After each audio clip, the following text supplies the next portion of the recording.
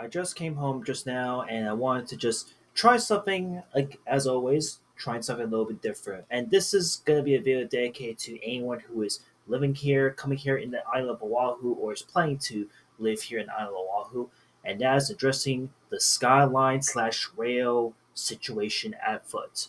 So, if you haven't heard already in Hawaii, the second segment of Skyline the Rail is now live, it is gone active as of me recording this video, and I decided to give it a shot today and ride it myself to see if it was really worth all the wait, all the hubbub, etc. After so many years, I think it's worth it, but at the same time, at what cost? And the reason I say at what cost is because this has been an ongoing issue that has been debated for so long. We're talking about like not just 5, 10 years in the making. We're talking about decades in the making. Because if you know how Hawaii is and how traffic is infamously here, Hawaii is unfortunately ranked at least like in the top 10 of like the worst states to really get stuck in traffic in.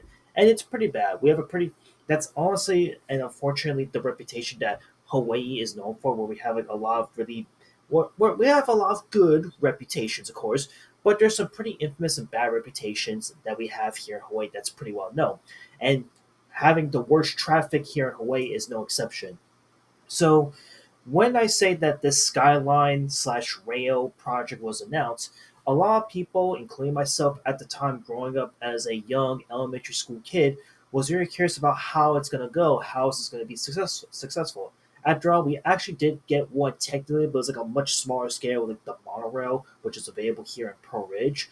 But even still, we were wondering like how can something like that be expanded to something super big and affect and be able to stretch throughout the entire state of Oahu. And it would be till like when construction started beginning in 2011 that already right off the bat there was so much controversy surrounding this.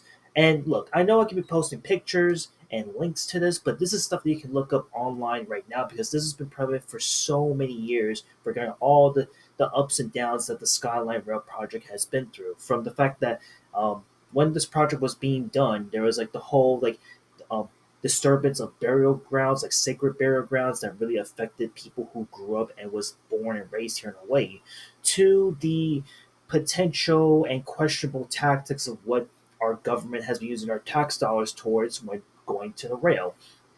And again, if you look at how much the rail funding was initially, I think the initial rail fund for this was like $5 billion. Yeah, I'm not even joking. A B, not million, $1 billion. And now, as of right now, at least in terms of where the final deadline is going to be, it is estimated that it will cost about $13 billion for the entire rail project to be done and completed. And this raised a lot of concerns for a lot of people living here in Hawaii, including myself, where, hey, is all my tax money going to go to the rail? Are we going to be even more broke, more in financial burden? Because I don't know if we can afford this. And then there's also the issue with like how the rail has been built. If you've seen like the early pictures when like the rail was initially starting getting built from way early back then, there's a lot of concerns where there's like cracks in the pillars. There's also like uneven structures.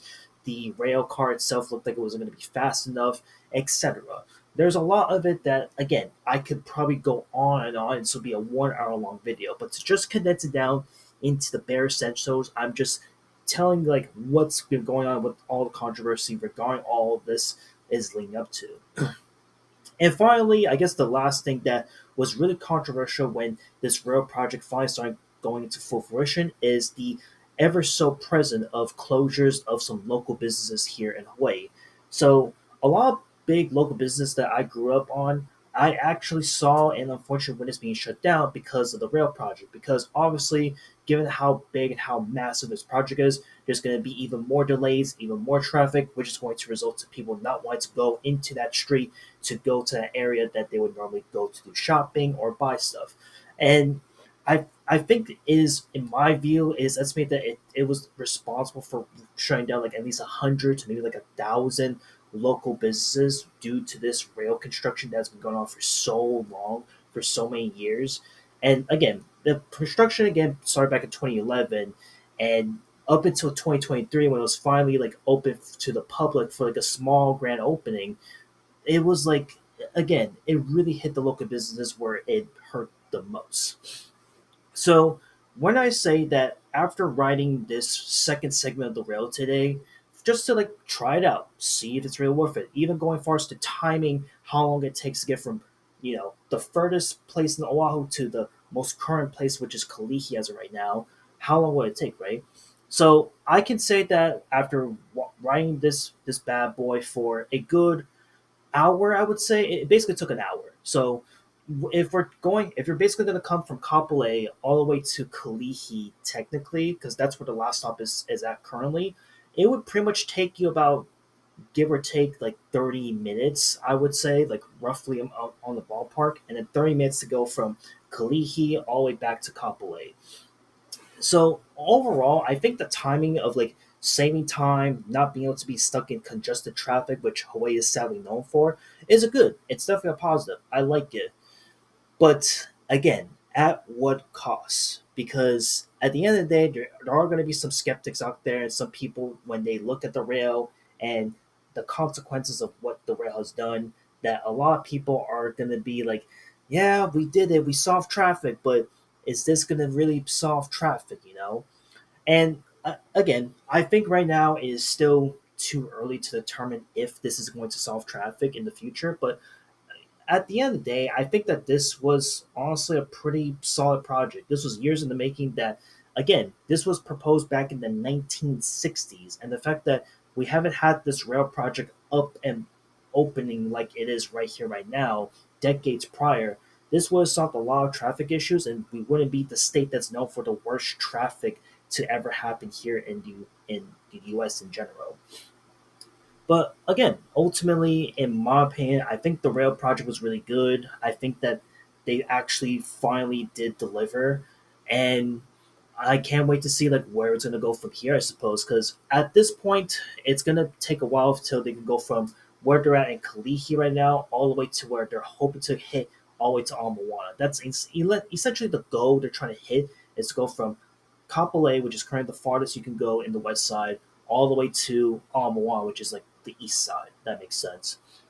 So again, we'll have to see. But as of right now, it looks like this is going to be good, beneficial, going to put a lot of people at ease, not having to worry about coming to work super late and going from one place to another. I think it's good. It's fine, and that's all I want to say for anyone that wants to tune into this video. And yeah, I'll see you on the next one later.